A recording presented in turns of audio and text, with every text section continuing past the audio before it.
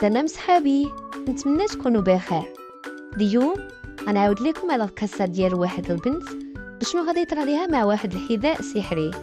يلا تابعوا معايا القصه.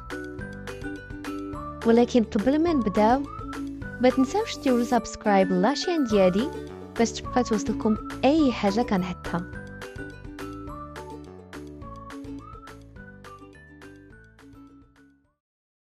في قديم الزمان كانت واحد الفتاة كسولة كتعيش في واحد المدينة صغيرة وما كانش كيعجبها تخدم، ومن هود باش تمشي تقلب على خدمة كانت كتبقى جالسة نهار كامل قدام المراية وكتعيش أحلام اليقظة، وديما كتبقى تشكى من الحوايج المتهالكة واللي ما بقاتش زوينة، ولكن ما كتحاولش كاع تمشي تشري من غير دوك الحوايج.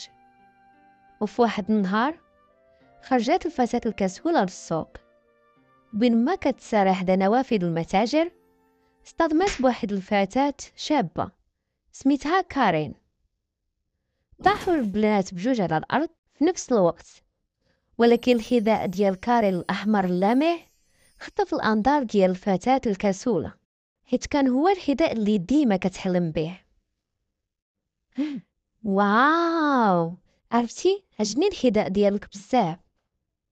بصح شكرا، حتى انا كيعجبني بزاف. واش يمكن لك تقولي لي منين شريتيه؟ وهي تقول كارين الفتاة ان الحذاء فريد من النوع ديالو وتصنع خصيصا ليه. حزنات الفتاة الكسولة فاش سمعت هاد الشي، وهي تقول لها كارين ولكن الا جبتي لي 3 ديال الاكياس ديال الذهب غادي نعطيهك. قبلات الفتاة الكسولة على الارض وقالت لكارين انها غنية بزاف، وبالرغم من انها ما عندهاش هاد القدر ديال الذهب، ولكن الفتاة الكسولة اللي عمرها خدمات لقات خدمة في واحد المخبزة في اليوم التالي. طلب منها الخباز باش تصنع 10 الأرغفة من الخبز وتحطهم في السلة. بدات الفتاة بالعجن بصعوبة كبيرة وحست بالملل من مور ما بدات تعجن الرغيف الثاني. هاد الخدمة ماشي ليا، كنبقى غير نتوسخ انا هنا. وفاش كان الخباز ملاهي مع شي حاجة أخرى خدات بهاد الأكياس الورقية وحطاتهم في السلة، وحطات أرغفة الخبز اللي صنعتها بصعوبة فوقهم باش تخلي الخبز يبان كتير. وفاش سالات جا عندها الخباز وقالها ساليتي الخدمة دغيا، مزيان حكي هاد الكيس ديال الذهب ليك. مشات الفتاة الكسولة كتجري وغير شدات الذهب ما عاوداتش رجعات لداك المخبز من بعد. بقاو خاصني غير 2 ديال الاكياس ديال الذهب وغير نحصل عليهم غادي يولي الحذاء ديالي. وفي النهار الثاني لقات الفتاة الكسولة خدمة في واحد المتجر ديال الخضروات هاد المرة، وطلب منها البائع باش تحيد الفاكهة الفاسدة، ولكن ما قداتش وهي تقول هاد الفواكه الفاسدة غير غادي تخسر ليا ضفاري. وخلات حتى دور البائع وجهه وهي تحط الفواكه الزوينة في الصف الأول ولات الفاكهة الفاسدة لتحت، ما بيناش وما ضراتش كاع تقيسها. وفاش سالات جا عندها البائع وقالها رتبتي هاد الشي مزيان، برافو عليك، هاكي ها هو واحد الكيس ديال الذهب على الخدمة اللي درتي. خدات منه الكيس ومشات كتجري للمنزل ديالها وما عاوداتش رجعات لعندو بمرة. بقى غير كيس ديال الذهب واحد.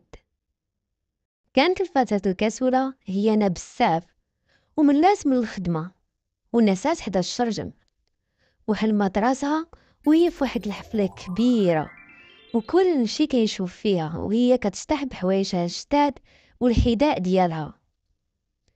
شوف كيفاش كتشطح بجمال.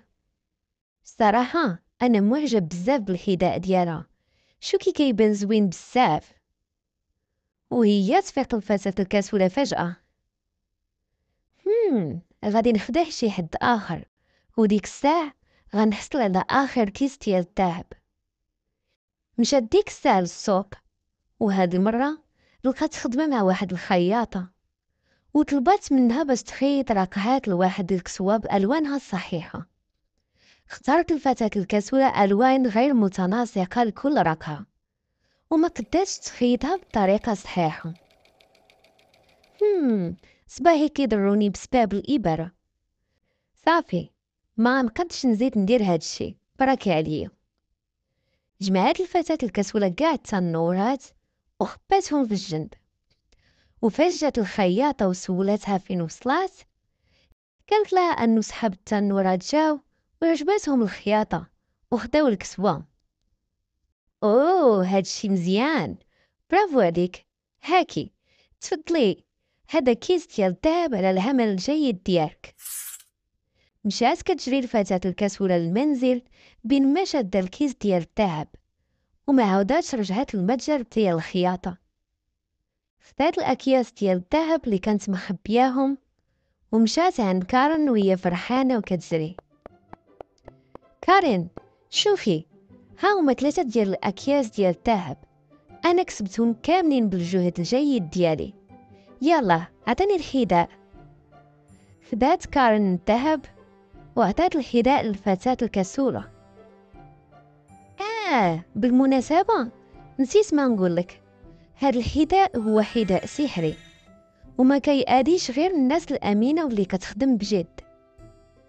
ما اهتماش الفتاة الكسولة بهاد الملاحظة، وناضت لبسات الحذاء في رجليها ديك الساعة، وكانت فرحانة بزاف لدرجة أنها بقات غادة في السوق وهي كتشطح.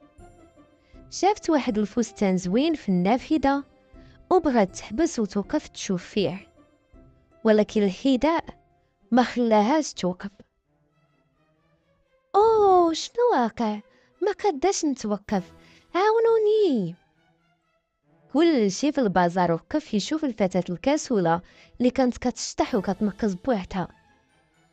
شوفوا، واش ماشي هادي الفتاة اللي خدعتنا؟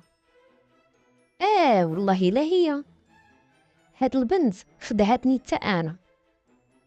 بصدمة كبيرة خلى الحذاء الفتاة ترقص لساعات طويلة، لدرجة أن رجليها تورموا بزاف، وهي بدات كتبكي بقوة الحريق.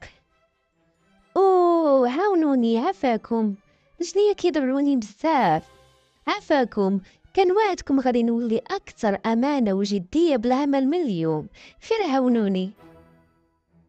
حس الخباز وبائع الخضر والخياطة بالأسف من جهة الفتاة الكسولة، ومشاو جيتها باش يعاونوها، وقدروا يشدوها بصعوبة ويحيدوا ليها الحذاء من رجليها، وبدا الحذاء السحري كيرقص بوحدو ومشى بحالو. كنشكركم حيت عاونتوني، وخا انا كذبت عليكم وما درت حتى حاجه صحيحه، وبالرغم من هذا الشيء عاونتوني، شكرا لكم بزاف. ومن داك النهار ما عاود حتى واحد طلق على الفتاة الكسولة داك اللقب عاوتاني، حيت كسبات الذهب بالعمل بأمانة، وما بقاتش كسولة في أي وظيفة خدمات فيها. ديك الشي علاش شرات لراسها ملابس جديدة وحذاء اللي عجبها بزاف، وما كان حتى شي سحر في داك الحذاء من غير أنها حصلت عليه بأمانة.